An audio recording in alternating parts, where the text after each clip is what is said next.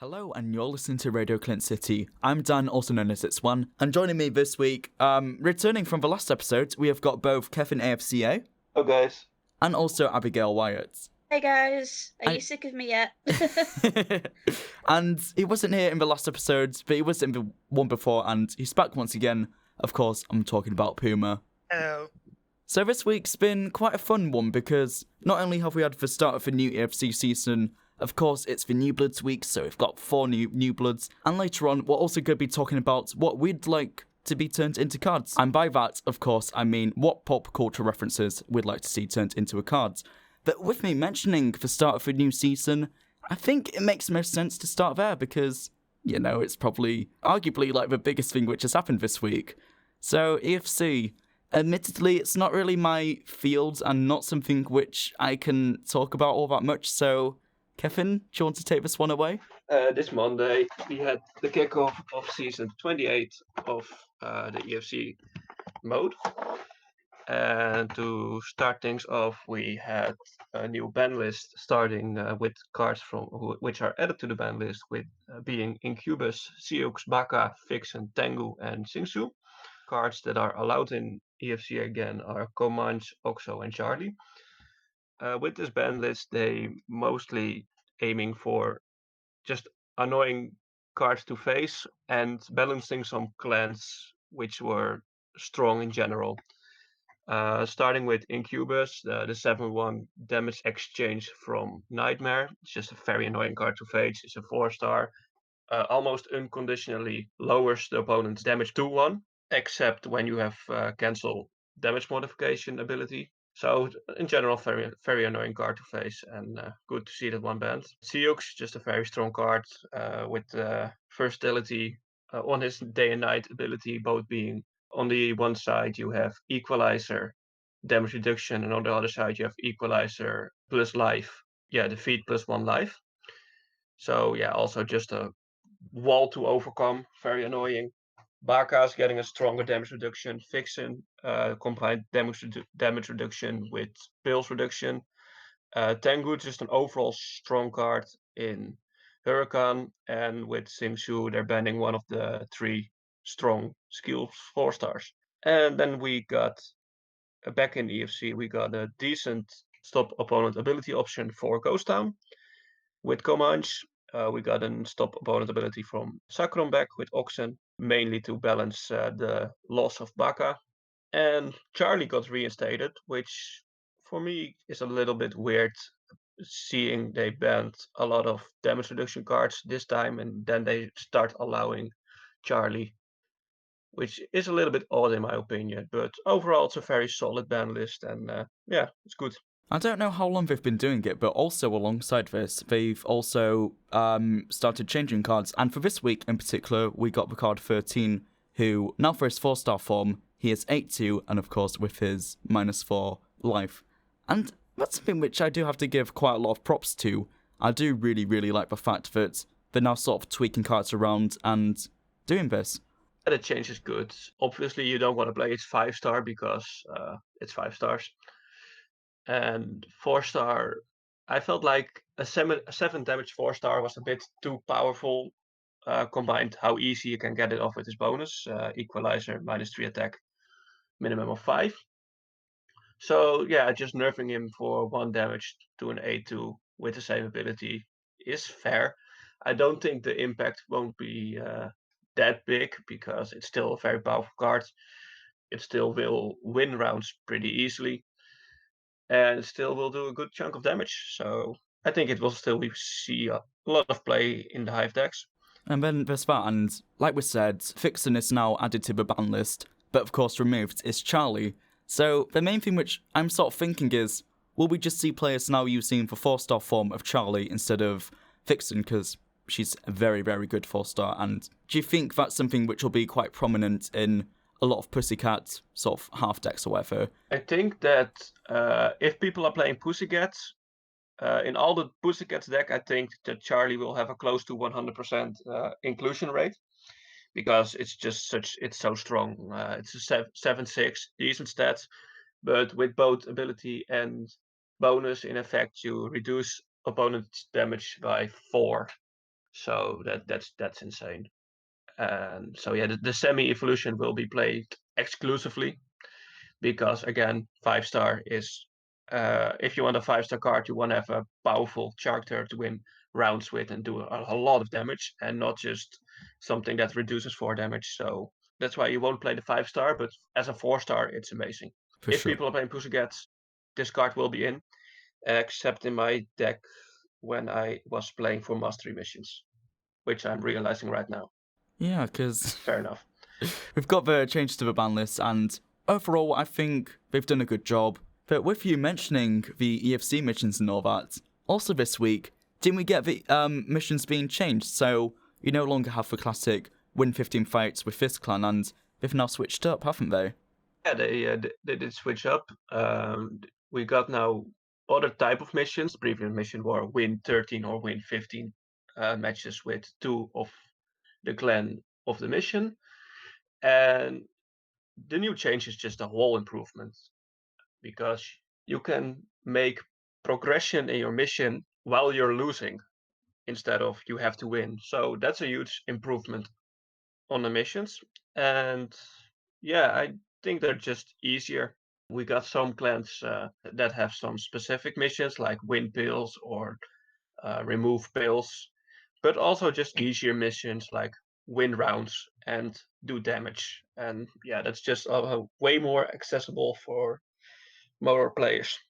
And even saying that, like, for the missions where it's not just, oh, you have to win X amount of rounds, what they definitely have done is they've fine-tuned the missions so it works for what is one of, if not the key feature of that clan. So I'm looking at it, and the Pussycats mission for this week was block 50 damage. Makes sense, you know, that's the bonus, -2 damage. For a Piranhas, it was remove 40 pills. Of course, Piranhas are a very, very notable pill manip clan, so again, makes perfect sense. And Nightmare, like, they have a lot of, they also have a lot of cards which feature life points and all that stuff. Tiny bit ironic in a way, because, you know, they're kinda dead, but no, it's really good to see that the missions, they do definitely make sense for the clan, and yeah, it's just good. For most of the clans, it makes sense, and for other clans, it's just nice general missions, do damage, win rounds, or in case of Pussycats, lose rounds. So yeah, it's a big improvement on what the missions were, except yeah, for the really specific like Piranhas, you said, Nightmare. That's a little bit more. You need to play some suboptimal cards in your deck if you want to speed up your mission progress. But yeah, it's easily doable. You have like 28 days, so it's fine. And it's funny because in regards to like what they've changed relating to EFC and all that stuff, they've done one very good thing, which we've just talked about, the EFC missions. But on the other hand, they've gone for something which has been a tiny bit different, but overall I feel like has not been that well received, and not many people have exactly been too fond of it. And of course, I'm talking about none other than the mission packs. So for those who haven't seen, Urban Rifles are now offering these little packs which cost 20 credits, you get 10 cards, and to put it nicely, they're... 5 cards. Is it 5 cards? Oh, yeah, that makes more 5 sense. cards. Yeah. Oh, yeah. In terms of that, like how much they cost, it's not bad. But when you look at the rewards and what's available in the packs, it doesn't quite add up. Basically, last week we had the Overpower pack, which was already like a little bit overpriced, but okay, you got the charity thing, it's fine. And now they got this pack. And this pack is strictly worse than any pack active at the moment. Mostly because, yeah, you get 5 cards, 20 credits, which is decent, but you have no rare guaranteed. So you just can get 5 commons of 500 clinch, and you see 20 credits getting dumped down the drain. And nobody likes to see that. And in general, I think that the overall value of this pack compared to the cost of the pack is just way, way insufficient. Yeah. Also, this pack doesn't offer something special. These are just regular basic cards that you can buy for a couple of clans on the market. So I don't see a value to buy it, just like you said. Yeah, I did see people saying, oh, these packs, They should just be worth 10 credits for the quality of cards which you get. I'll list through a few of them, but yeah. I mean, you got my boy Spades, who I do like. Miss Jiggy, it's a pretty decent card. But I understand the idea of why they've made this pack. It's cards which technically should help you with missions and all that, and that could be good for the new players who don't want to spend X amount of Clints on what are quite inflated and pricey cards in this day and age. But for what you get, honestly, it's really not that worth it. You're just better off, I don't know, grinding at DT for an hour, getting however many Clints you get from there, and also getting the crypto coins which you'd also get from doing that. I think that what I posted to, I think yesterday or 2 days ago on the spot is pretty accurate on how most people will feel about the pack being. If you want to buy the pack, it's fine, but yeah, if you want to burn your money, just go outside and actually burn your money. I mean, you get a lot more visual spectacle than what you're ever going to see in this type of pack. It's one of those things where I feel like it's a good idea, but really, they should have more pricier cards in there, and not just sort of run-of-the-mill, quite average cards, nothing really special to it. Just more value in general. You see with the new blood packs, which is 8 credits more, but you just have the chance to get really pricey cards. With this pack, I think the priciest card you can get is AK, which is 20k. Yeah, and which is not a lot. No, it really isn't. Just thinking about that 20k. It's not good. I keep repeating myself, but no. I'm not wrong, am I? It's not good. It's not good. Good idea, but not good. Just not terrible. Just being nice. But yeah, good idea, but not the best executed, I don't think. Yeah, I think that's perfectly worded. For a new player who just happens to have 20 spare credits and wants to do these missions, it might be an okay pack, but for the most of the community, it's just a waste of... Yeah, wasted credits is what would you be saying. But no, I do agree, I do think you're just better off, saving up 20 more credits, buying an elite pack, because the rewards which you'll get for that will most definitely be far, far better. Just have to have that patience. That, and in addition to that, if you are a newer player, just get the hell out of EFC, because you are probably way outclassed with your deck. You need to go grind modes like Daily Tournament to gain more currency to buy packs and build your collection instead of just jumping into EFC with suboptimal cards. Yeah, so truly what I recommend you do is either go double your credits, save up 40, go buy an elite pack, or just get 8 more and then buy a new Bloods pack, which, coincidentally, is what we're going to talk about next. That's right, with this week being the New Bloods week, that means we've now got 4 beautiful new Bloods. And in this New Bloods release, of course, we got 2 Komboka, a Dominion and a Junkz. And since, Komboka's the most newest clan, I think we might as well start with these 2 cards. Unfortunately for this segment, Abigail is away. However, joining us for the New Blood discussion, we've got L4F-Sir Domi, and yeah, I'm totally not including this bit here because I totally forgot to introduce him when recording. But anyway, back to the New Bloods. So the 2 which we got, both of them actually begin with B, which is quite nice, but we got a card called Barra and Beckham. And straight up, I just have to say, I'm really, really, really a fan of Barra. Even though it's just a common card, since I've been playing a lot of Raptors in DT, of course it means I've been playing Staff LD, and this card just perfectly reminds me of Staff. That brawl plus attack ability is just fantastic. And even though, she is quite low power-wise, still a card which I can see being more than viable and almost a staple in any DT deck, I reckon. And 5 damage as well. Just can't complain. It's a card which it's a card which I like, but I only just realised that it's a 3-star, not a 2-star, which it's a tiny bit of a shame. I was almost going to give it full praise, but then I just noticed that, so I don't like it quite as much as I did now. But I still think it's a pretty good card at the end of the day. So since Star is a card I also really like to play in Daily Tournament, I think this card is also going to be pretty popular, even though it has 3 stars. But I think we're going to see it in quite some Komboka decks. My main thought is that this is just a card which you'll see definitely in DT, but I reckon also it could just fit into any of the other game modes. Of course, not Survivor, but still in EFC, I reckon you could see them. Especially on the low pill part, it's gonna be pretty strong, I think. Yeah, definitely that, or just for creating pill gaps or forcing your opponent to actually play, 20 plus attack or whatever. It can definitely be very handy.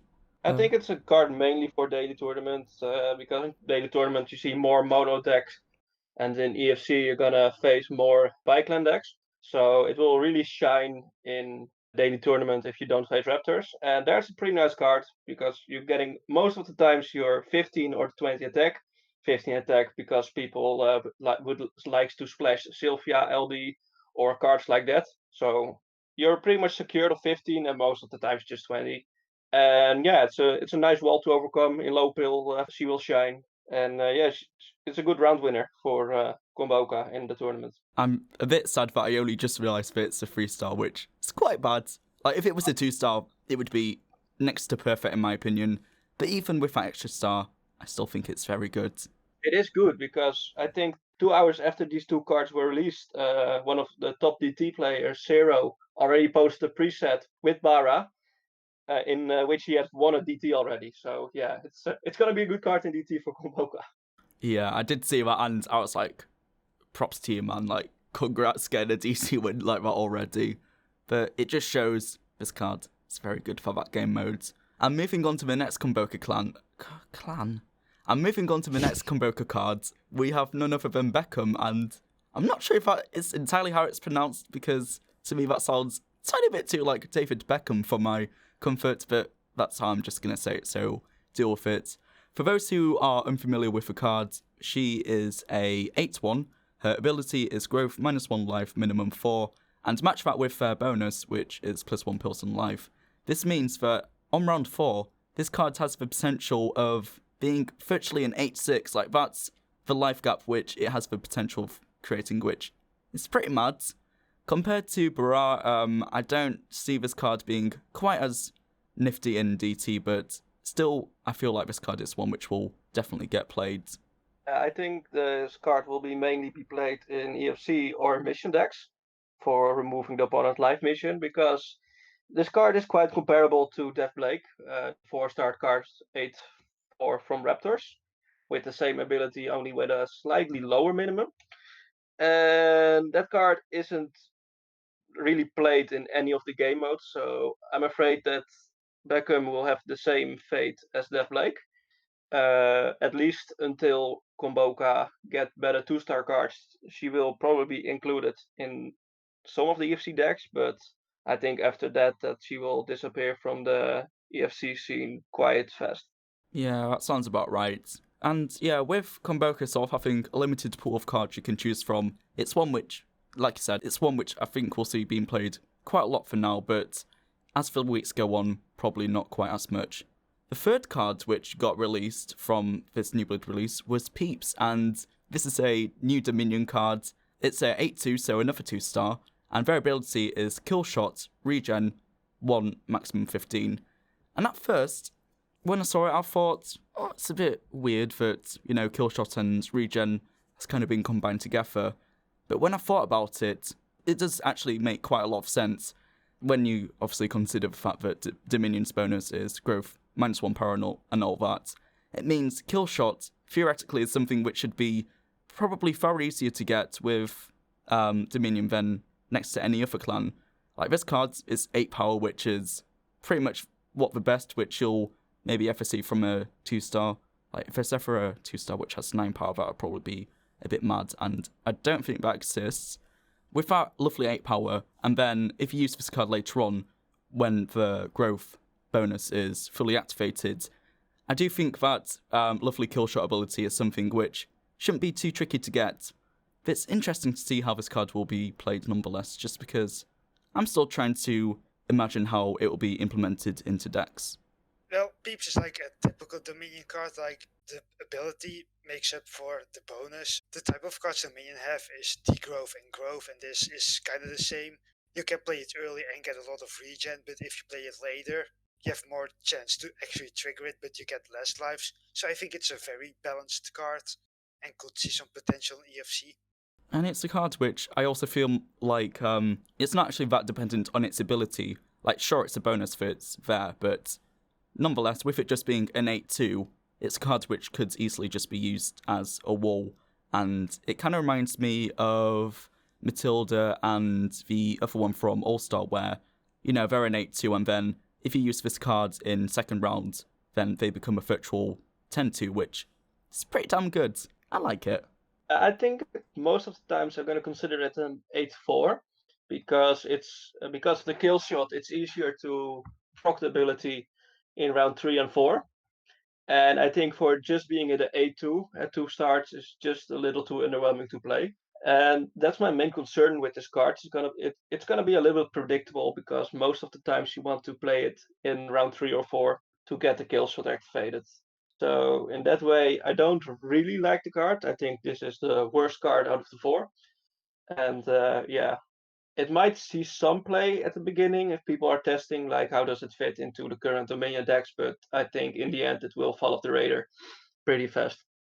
No, that just makes sense. Like, when I think about it, sure, this card, of course, is best used in round 3 and 4, but with Dominion and their growth bonus, those are the rounds when really you want to be sort of firing in your hard-hitting cards, really getting that damage down and using that power advantage to your ability. So, for that reason alone, yeah, I do think that it's a card which you can see how it would be used, but within how people would probably play Dominion, I'm not sure if it would mesh that well. I don't think, by all means, I don't think it's a bad card, but I think it's just not sufficient enough to include in the current Dominion decks. I think I would still prefer Willow over Peeps, and this might be really weird, but you don't need the kill shot, so you can just trigger it by winning the round. And it's also a dope, so you also get a pill back. I'm confused. You say you will choose this one over Willow, and then you start... Willow over Peeps. Yeah, Willow over Peeps. Willow. You started with saying Peeps over Willow. Willow over Peeps, sorry. You will give up 2 power, but I don't see that's a big issue, certainly with how Dominion is played. It's alright. I want to say that I really like the artwork, the second artwork on Star 2. I think it looks really fine. I mean, it's quite different from the artwork of the first artwork of the card, but I really like it. I don't know why, but I think it's From pretty Peeps. cool. Yeah, from Peeps. It doesn't remind me a little of the sheep herder from Toy Story. I was going to say, I reckon that is the reference which we're going for, since Toy Story 4 is just about to be released into cinemas, if not already out, so yeah, I'm more than certain that that's what it's referencing. And even then, I know we're talking about the second art form, but in the first art, of course, you have that really cute pink sheep on the spot. Cookie Spirit made a little joke where it's like, guess that Pokemon, and it was a sheep, but even with that, It's like you now said that I realized that the sheep is from that art. Yeah. I just now saw it I thought it was like, why did he post it sheep? I was like, I thought he really meant the Pokemon, and just now I see like, oh, now it makes sense. No, like when I saw that on the spot as well, I was like, Cookie, what are you doing? Why are you just randomly posting a sheep? But then I saw the art and I was like, okay, that makes sense now. I know, although the sheep doesn't have fully same braids in, still with it just being a little cute sheep, it does also make me think of that brand new Pokemon. It's also Wooloo! It's also called Wooloo. That's the exact one which I'm thinking of, and due to that alone, and just how that Pokemon just kind of instantly became a meme alongside the Corgi Pokemon when we had that announcement. I just like it. I like it. And with that, it only leaves one more new blood to discuss. And this is Gunbeat, the brand new Junkz card. They're a 5-star, 7/6 is their stats, and then their ability is +3 attack per opponent damage. So, is this the second time we've seen that ability been used in Urban Rifles since the Comboka LD? With Betul, but that was with opponent power. So I think this is indeed the second one. But even then, I'm still kind of making my mind up on this card. Like, I like the fact that it's referencing Jet Set Radio in its artwork and all that stuff. But as for whether this card would actually be used or not, I'm not entirely sure. Like, I think it has potential to be used in the future. It's definitely not a bad card, to say the least. This card is 100% meant to be played in Survivor. Of course, of course. The stats aren't that for a 5-star, 7 power, 6 damage is like okay, it's a little bit less than you want to see, but the ability makes up for it because definitely in Survivor you see orb bombs like Behemoth with 9 damage, you see Ymera with 7 damage, you see Hydra Vera for 5 with 8 damage, you see other high damage cards, and Gumbeat is really gonna shine in that mode. And even if you face the damage reducers, even reducers like Grux MXXT, is like 5 damage, so you still get like 15 attack boosts. So it's just a good wall. It's a good round winner for in Survivor. Yeah, for sure. And it does have a really lovely attack manip ability, and just in general, matching that with her bonus is... I do quite like it, but I don't know whether it's just me and my love of pill manip, but I do feel like just in general, I'd be more inclined to probably use Miss Jiggy over Gumbeat any day. Miss Jiggy, that's an equalizer one, right? Yeah, equalizer plus pills. Like so sure, like she could also be easily used in Survivor Type 3 because that's when she's gonna be the most useful. But also she's pretty nifty in DT Type 2. I agree, but in DT Type 2, I think this card won't be played that much. But especially in Survivor, you have to remember that you have 10 cards. So in Survivor, this card is definitely gonna get spot. Yeah. In Junkz. Yeah, that makes sense. Speaking of Survivor and Junkz, as I mentioned earlier, there is a music festival for the Junkz going on in Urban Rifles, as they've called it. And for this, they actually announced that there was going to be a BP boost for Junkz cards. And at first, me and Kevin, we were both quite excited, like getting ready to, whip out our nice Junkz decks and probably just play a ungodly amount of hours in Urban Rifles. But when the time came, the boost wasn't quite what we were expecting, and Kevin, I think it'd probably be best for you to explain your dismay for what actually the boost was. Oh, hello. For all the loyal viewers, you probably know that I'm easily pissed, and this is just something I get pissed about again. Because we got a boost. The boost is on 7 cards from the Junkz. The 5 cards being Acid DC, Sentogan, Jarrus, Lemoon, Brandon, Flyer, and Lolly. And at first glance, I think for this boost, I decided, wow, what are the 7 trashiest commons in the kind of Junkz? Yeah, these 7s, we could pick these 7s, okay. They picked that 7, so the card selection is already bad, in my opinion. Second thing is the boost. You get a 5-point battle boost, which is not even more than just for using mythic cards. So you could just play 7 mythic cards and you still have the same boost. So all the great hype about big boost coming, get to level 250. No, that's not going to happen. Not with this boost, at least. And the third, and this is just the worst of all, they put the boost in Survivor only. And why is that so bad is because in Free Fight, they implemented, I think a year ago, they give an increase in the battle points, the base amount of battle points you get for playing in Free Fight. So normally you got like 26 points if you got 4-round victory. And now they raised that to 52. But that was only in Free Fight. So they gave a ×5 boost in a room which has half of the BP you can normally get in Free Fight. So that's terrible. So mathematically, your boost is only ×2.5, which is way worse than any boost Urban Rifles had ever given out. This is the worst boost since the Mythics came out. This is I just called it a pre-Mythic era boost because before the Mythic arrived, you see this boost and we're like, okay, we'll play it. And now, just in this day and age, with a lot of people surpassing level 100, level 150, this boost ain't gonna cut it. You're gonna get on average 400 battle points for a win, in which you need like 100 fights or something to level up, which is just a tedious grind to do. And it's fucking Survivor. People gonna get your ass with 49 or 50 star decks, and completely murder your ass. So you come cute with your asset DC and you face all these monsters like Kolos, Behemoth, Chimera. You're gonna cry in a corner because you're never gonna win a fight. So this boost all around, everything about it just plain sucks. It's terrible. I hate it. I gave Saga a lot of shit of it already on the spot. And the only thing he said to me about it was, yeah, but not everyone has the mythic. That's not even my point. Everything sucks, not only that part. So yeah, I'm pissed. So yeah, this was Kevin's pissed corner again. And thank you for listening. Thank you, Kevin. I mean, when I first looked at the cards and all that, sure, of course, I was like, mate, what are you doing? Like, out of the list of the potential cards which you could use, Dolly is really the only one which you could maybe use, because she's still quite nifty as a DR. Like, she's not the worst, but it's like, why would you even want to really use that card?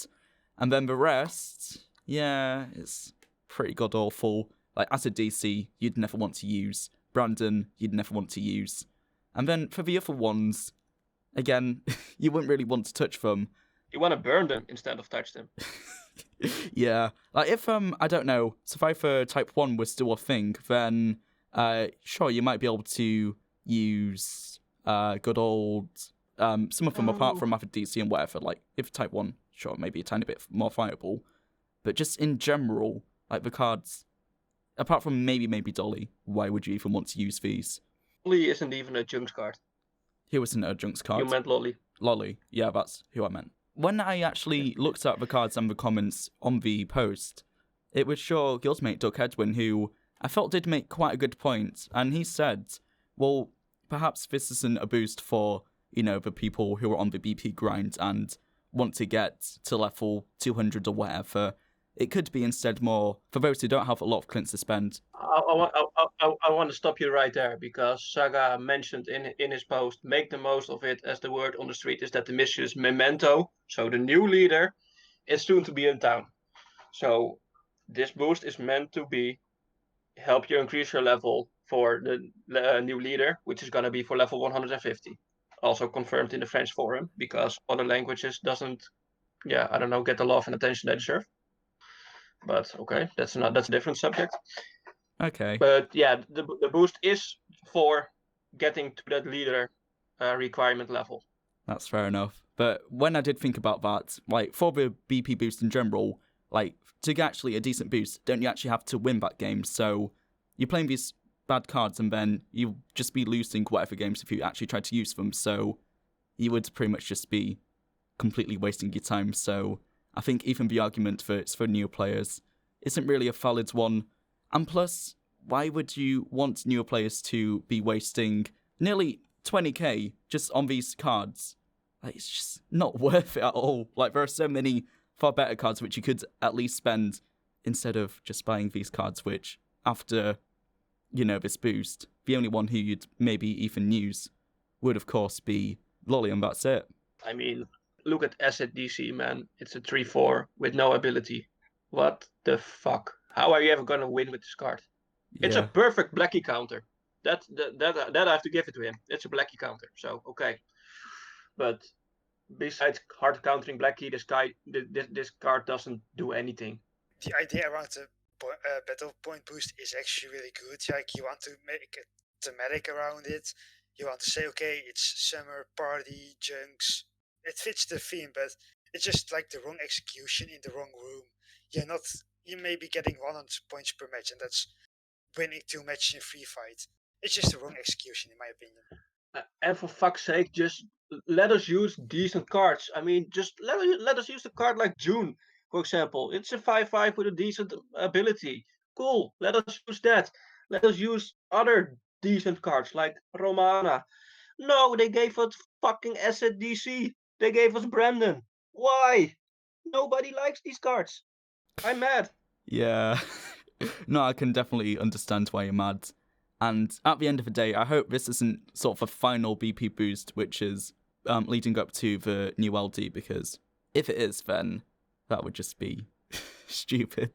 But fingers crossed it won't be. Yep. At least before the new leader is out, or if not, sort of that weekend when the leader is out, we'll get a proper boost where, you know, me, you, everyone else can get on that grind and actually get some pretty decent battle points instead of the just god-awful points which you'd actually be getting during this boost. Yeah, you have to think, if you stopped at level 100, the point where you get Robert Kopp, you're just fictional, you started at exactly 100 and you have to grind to level 150, you need approximately 1.4 million battle boost. You get like at best 400 points for a win, but you ain't gonna win shit with this deck, because in order to get the full 400, you need to drag the game out for 4 rounds, and you need to win the fucking fight. Do you see the cards which you have to have in your hand in order to get that? It's never gonna happen. So I think the maximum you can do is use a normal survivor deck and play one of these cards, in which case you get like only 100 battle points for a win. And if you then go full mental and get a full 100% win rate, you still need what's like 14k wins. Yeah, it's just In order to madness. get to level 150. Nobody can do that. Even Ammo HP can't do that. If this boost was meant for the level 150 leader, as he said in the post, it's just all wrong. You have the wrong cards, you have the wrong room, and you have the wrong amount of boost. Saga, the fuck? Get your shit together. I'm pissed. I'm not angry, I'm Mad. just disappointed. Of course. just shouted at my PC. No, I'm not mad. Just end it after that complete rant and ended with, I'm not mad, I'm just disappointed. Well, at least one thing can be said, like, fortunately there's still a survivor mission going, so for anyone who wants to do that survivor mission, now's the perfect time to do so. If it's not bugged anymore. Yes, it's still bugged. So if you get the score, make a screen of your scores and contact customer support. If I get one more private message with, oh, my mission is bugged. Yes, that's correct. Listen to the podcast, you know what to do. That's been your friendly advice from moderator DUC-KevinAFCA. I'm getting tired of your shit. It's nothing personal, but Wow. I'm getting 10 mils. I'm getting 10 mils a day. Like, oh, my mission is bugged. Yeah, of course, everybody knows except you, and also you. And how do you not know about this at this moment? Am I a moderator? Damn. Damn. You will get emoted after this podcast. I am up for this position. I think it wouldn't be fair because I just pretty much shot Saga down today at the spot. I volunteer myself for the position of Dutch moderator. Thank you. Volunteer of tribute. Saga doesn't listen to podcasts, so No, he does. He does. I'm content. He does. Yeah, he does. Hey, Saga, you know, just kidding, right? Just a prank, bro. Saga versus Kevin.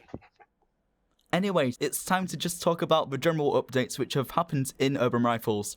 Of course, the most notable one, and if you've not seen it, then you've clearly not been on Urban Rifles, because, of course, the spot is finally on the homepage. This is something which we knew was going to happen ever since episode 1 with our interview with Draco, but it's nice that it's finally there, and from what I've seen, most people have been very, very happy that it's now easier to find and not tucked away. The thing, I think I've only seen one player who's actually complained about it and not been fond.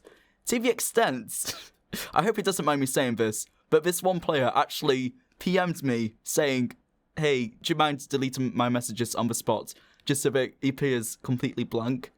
And I was like, sure, I'll do that, but apart from that one guy, like, it does seem that a lot of people have been glad that this is now a thing which is in place. And with my shoulder just clicked, whoops.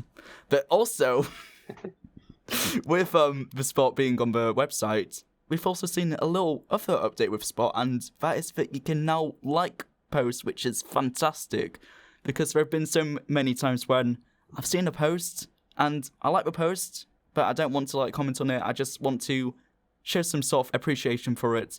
It might not be something which I necessarily want to share, so I'm glad that you can finally just like things without having to also repost it onto your page. Like, thank you, Draco. That was very good of you. With us mentioning the spot, we've also seen Saga posting a couple of things. Firstly, this was about a week ago. It was announced that Urban Rifle's request for the dev kit for the Nintendo Switch has actually been approved.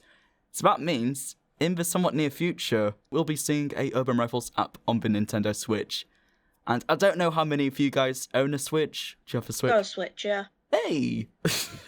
I mean, my brother owns a Switch, but I do not. I don't think I'll be playing UR on it, though, because I prefer to use, like, the desktop and the phone, so... Okay, good excuse. I was just about to sort of say, oh my god, how could you say that? That's sacrilegious, but not fair enough.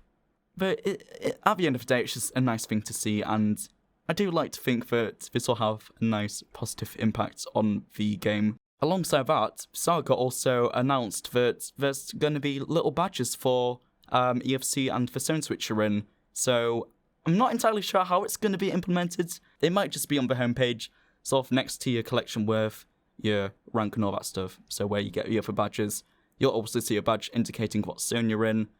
That's also a quite nice feature. He's put up 2 posts, and the first one was him showing a more colourful array of badges, and for the most part, people did like them. I think some people were saying, I don't get the order of these colours, like, why is it not, I don't know, following the rainbow or in a bit more of a logical sort of pattern. So then, after that, Saga did end up posting what he liked to call, I can't remember the quotes now, what was it?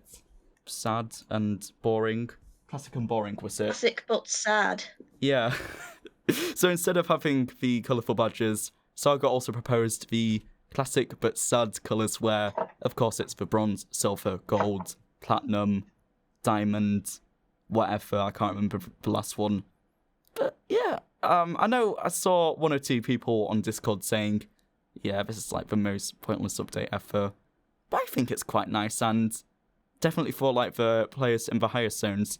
And I do think they'll enjoy having this fancy badge, which they get for being, in the top 5% for EFC. So I think it's something which is good. Yeah, it's just nice for just keep improving the visuals of the site and just make it easier to see where you are at the moment in the EFC ranking. So it's nice. I agree with some of the Discord guys saying that it's kind of useless, but it's just for your visuals. It's pretty nice. And that's not the only interesting thing which I've seen on the spot recently, because just a couple of days ago, we got another French person making a kind of ridiculous lottery event, and this came from the player eLowki, and a few days ago, he put a message up on the spot saying, if this message gets 100 retweets, 100 retweets, sure, we are totally Twitter. If it gets reposted 100 times, then one of those people who retweeted it will just get a big 5. And at the time of recording this, so far it's got 70 reposts, so it's very close to hitting 100. So make sure that you go add eLowki on the spot. His link will be in the description, so you can go find him.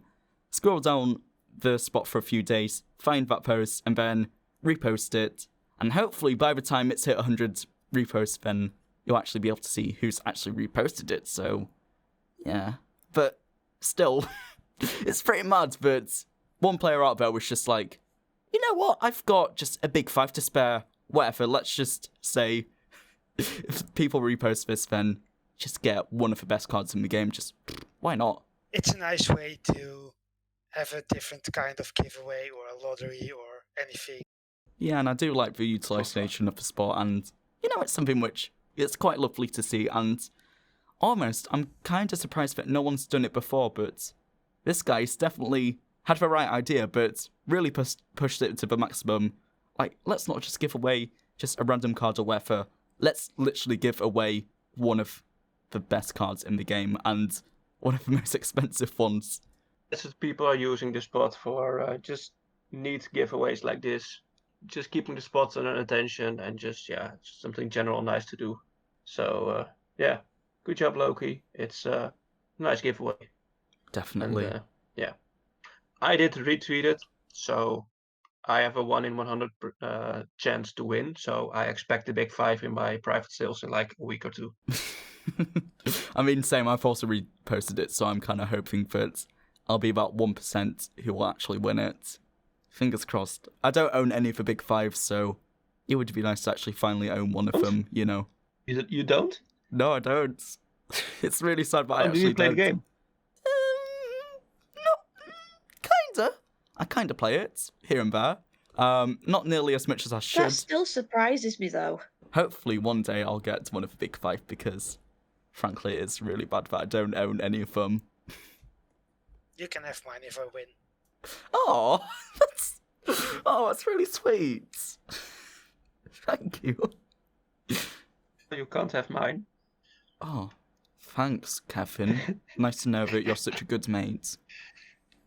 Yeah. No, I'm not allowed to give away my big five because I have a prop bet with one other guy in my guild, being that if he ever, and that means like ever, surpasses me in battle points, he will get my complete big five. So.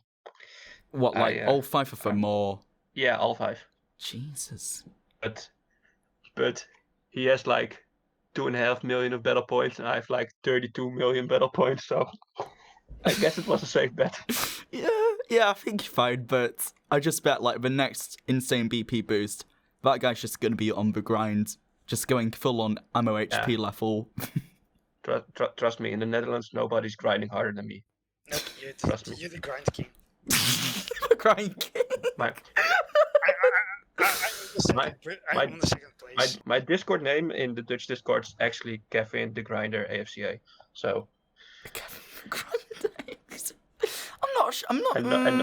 I'm not sure if that's a title which you really want to have. You know, it kind of implies other stuff. Well, I've Grinder with an E, and not like GRINDR, like you're implying. Poker player named Michael Mizraki also has the Grinder as his nickname, so it's totally fine. Sure. Unless you're like an immature fucker like you're being right now, so but okay, it's fine. Oh yeah, I'm sorry for saying what other people are probably thinking. It's all Gucci. But eLowki is not the only person who's recently created a giveaway, because for his 10-year anniversary on Urban Rifle, L4F Streeti is also doing a giveaway. His event is quite aptly called 10-Year Street on UR, Let's Celebrate It. But like I said, for his 10-year anniversary, he created this little giveaway, and anyone's more than free to join it. I know I shared it on the spot, and I think so far there's 120-odd participants in the event, but do make sure that you go join it. And of course, the link for that will be down in the description.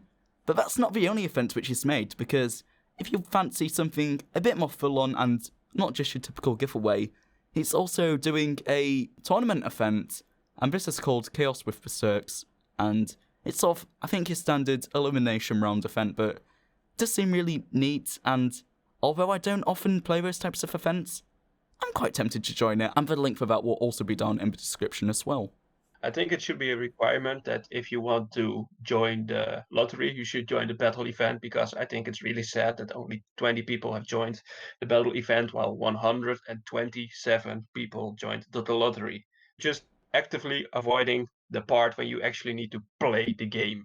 Yeah, it's a bit sad. And with you saying that, if you're watching or listening to the podcast right now and you've not joined that event, let's go get this event and its participants up to 64, the maximum rank. Come on, let's fill up this event. Let's make this like a really fun battle event. Just join it.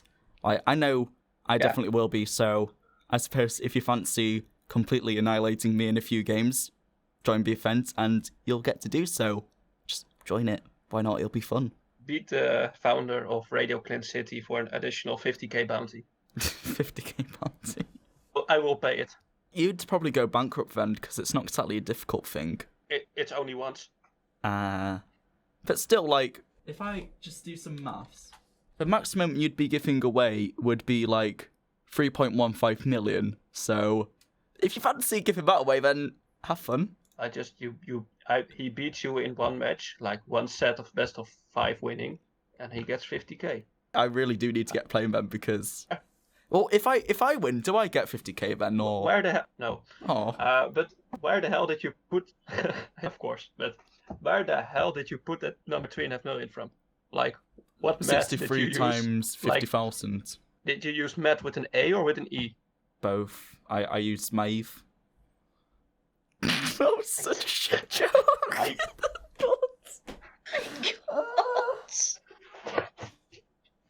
That was horrible.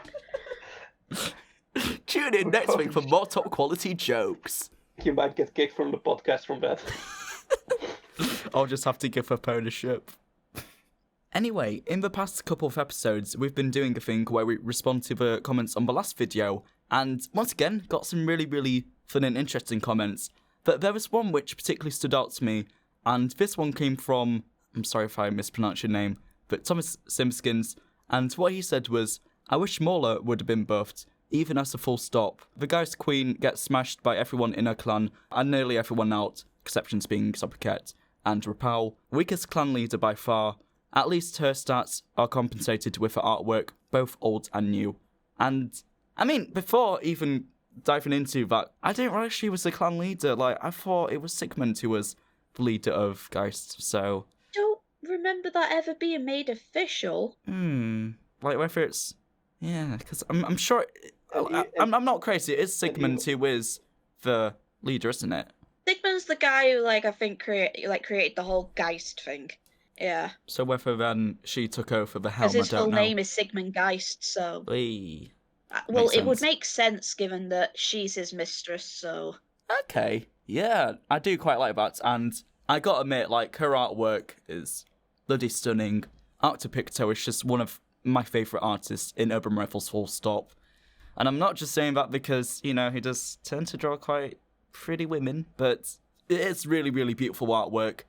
And even before her update, she still did have really quality artwork, full stop, so I do definitely agree with that. And stats-wise, yeah, she is the one which would be amazing to have a buff, because, you know, that SOA SOB is something which is just fantastic.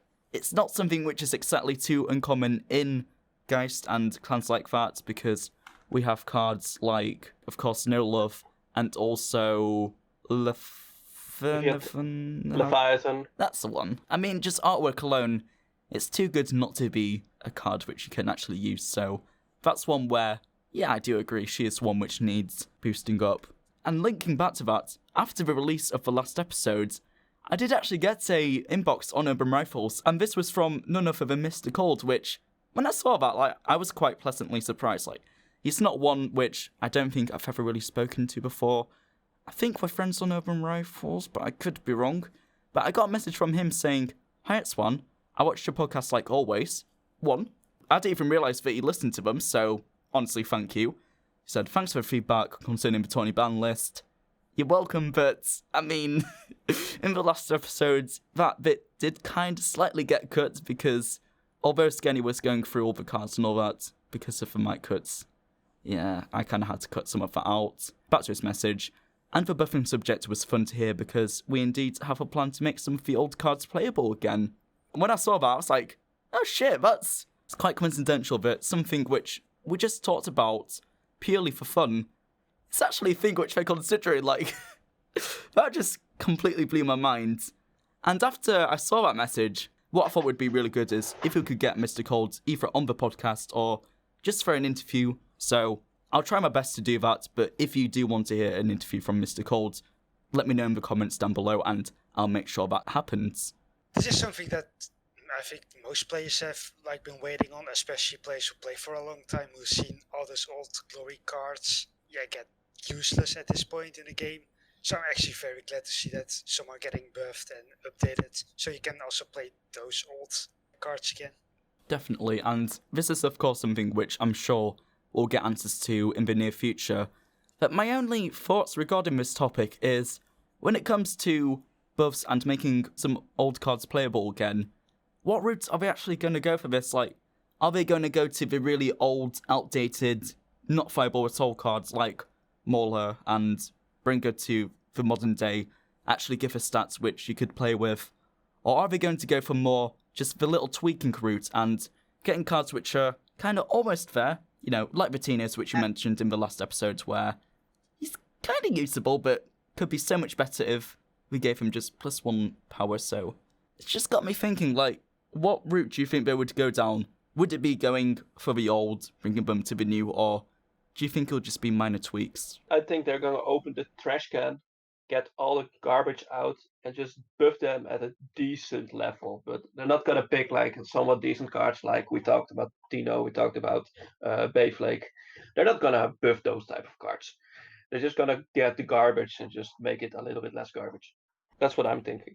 I think they should start at the bottom, like the completely useless cards that nobody ever used, and then make the way up to like less useless, to eventually the point that everything is about balanced. I think the only potential issue regarding this topic, though, is if they do sort of tweak all these cards, which typically you wouldn't bat an eye to, would that lead to sort of a surplus in choice, and would it be a case where it becomes a whole lot more difficult to actually start constricting decks because you now have this sort of surplus of choice?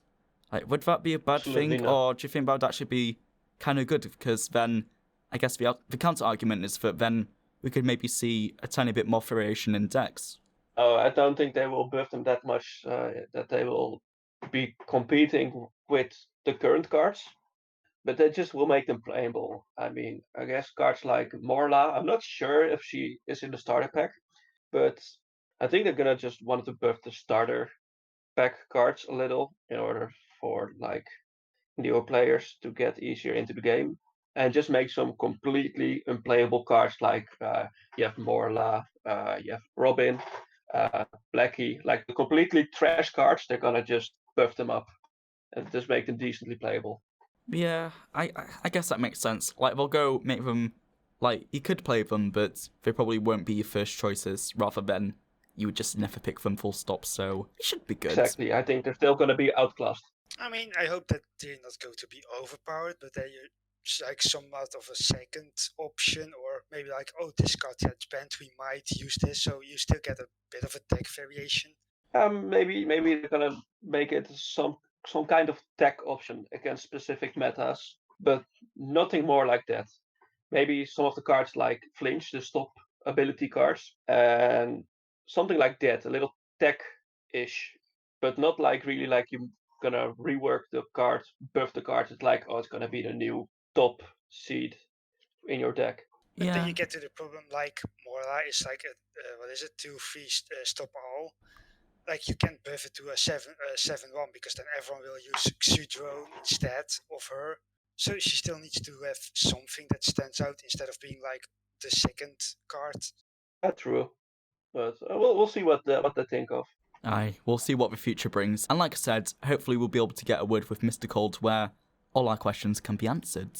And staying on the topic of cards, it was actually Abby who brought this up, but you sort of decided to ask us what pop culture references, games, and stuff we'd like to see actually turned into cards. And first thought is, like, what actually got you thinking about this, Abby? It's something that, in terms of like cards I want to see, it's something I'm always thinking of. So it's like, where could you grab a reference from next? Like that sort of thing. Yeah, that's kind of where it came from. But surely, with you proposing these questions, you definitely got things in mind which you'd love to see turned into cards. So, yeah, what would you like to actually see implemented Yes, into the and game? I got thinking about this, and it wasn't so much trying to think of what I wanted, it was more condensing it so we're not here till Christmas. So I will just say, if it wasn't for the fact that Rocket existed, I would probably say, where's Junkrat? And then it got onto the whole thing of, well, we've got quite a few Overwatch references anyway. So it got me thinking about like other first person's team shooters. And given how popular it is and the whole Steam, it's practically the mascot of Steam. I'm genuinely surprised that Urban Rivals doesn't have any Team Fortress 2 references. But no, it's really, really weird. Like, we need some sort of shunter made. Yeah, I'm genuinely surprised that, given he's a French character and Urban Rivals is a French game, I'm genuinely surprised they haven't made a reference to Spy yet. Yeah, and even then, like, I said, oh, should have a shunter card, but even Spy would work perfectly as a Montana, so there's plenty of options, and yeah, you would think, like, out of probably all the characters from TF2, Spy is probably the one which makes the most sense, so it's very bizarre. Were there any other ideas which you had? There was one more, And this, I was thinking, like, do I talk about this? Because I don't know how many wrestling fans there are that play Urban Rivals, but recently Bray Wyatt's had this gimmick in the WWE where he's essentially disguising all his, like, let me lead the way, let me in sort of thing with like a kids show. And I thought that could work so well on maybe a nightmare like kind of card. Yeah, I reckon so. Or even sort of a more obvious Hurricane or even All-Star could maybe work. But no, that would also be a really funny thing to see, I reckon. I mean, it wouldn't be the first time the Nightmare have tried to use like kids things. I mean, they did create Cutie, so Hmm, you got a point there. Those are two pretty good options. And also when I saw this question, I got thinking, Puma, a few episodes ago, you said, oh, I don't really care about characters and lore and all that. But if you could make a card and have it reference something, what would you go for if, you wanted to make said cards? So, first of all, I do not know every reference for anything. So maybe this is already used, but I'm a huge metal fan, so I would like a Slayer card or someone who's based on Slayer. Yeah, no, that would make sense. Like, we've already got sort of course, cards based on classic metal icons. Ozzy is the most obvious one. But Slayer, one of the, big four thrash metal bands, so that definitely makes... Yeah, I could see that. That would be awesome. Is that just because they're one of your favourite bands, or do you have more of a reason? I prefer to listen to smaller bands, so it's really hard to make a reference to that, but I think everyone knows Slayer, so it would be nice. Yeah, anyone who's played, even if you don't know the band, like anyone who's at least played Guitar Hero 3 would know at least one Slayer song. But also, when I saw this, the first thing which came to mind was, I would love it if Urban Rivals had something referencing I would probably say my favourite film. It's one which is majorly underrated, so if you've not seen it, you should. But it's a film, little known, called The Road to El Dorado. And this is a DreamWorks film. It was pre-Shrek, so one of the films which came out right before Shrek. It's so good. Not enough people know about it, and I love it. Just watch it. But just a card. Movie is awesome. What? Do you know it? Or... Movie is awesome. Really? You know the road to El. Really? They start with the gambling scene, right? Yes, the dice rolls yes. And like seven. It's an amazing movie. Yes. Oh my god. That's a great movie. Oh, legit. I would shamelessly say that is my favourite film. But just a card based off either Miguel or Tulio or even both. That would just be so good. Good. Yes. I'm so happy that. So good. Yes.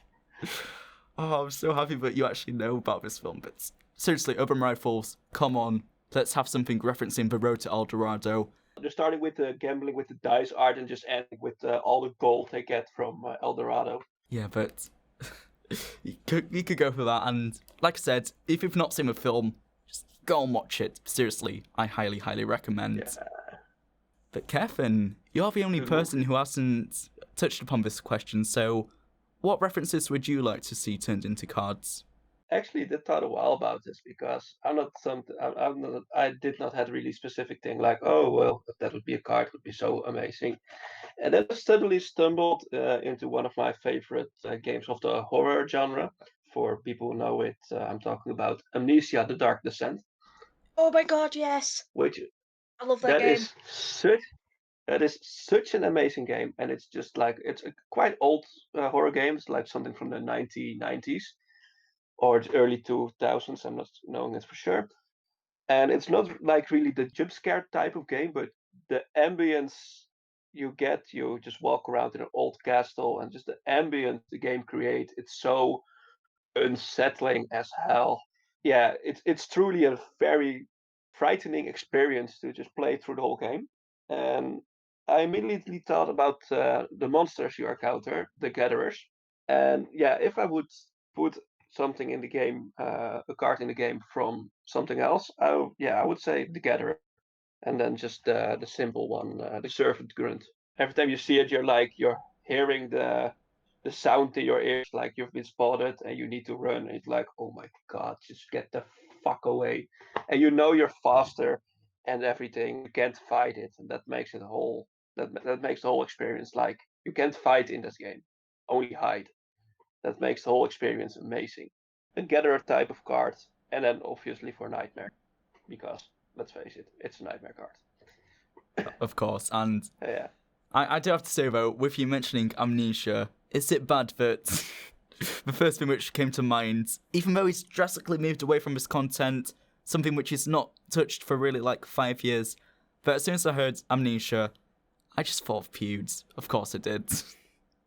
So I was thinking about, and at the same time, it's kind of surprising that I don't think Urban Rifles has a card dedicated to, you know, who was, and in our hearts still is, the biggest content creator on the YouTube platforms. Another sort of counter-proposal would be to have a PewDiePie card and have it so that in its artwork it's referencing, I would say, key moments in his life, but of course, let's just forget about the Oddpocalypse, let's not have a reference to that. But it would be so good if we had like a PewDiePie card and in his artworks it referenced some of like the classic games which he used to play, so like your Amnesia, Happy Wheels, of course, and then also nowadays, and even just him in like his classic chair, like that would be just a sick card. And I do think if it's just a no-brainer really.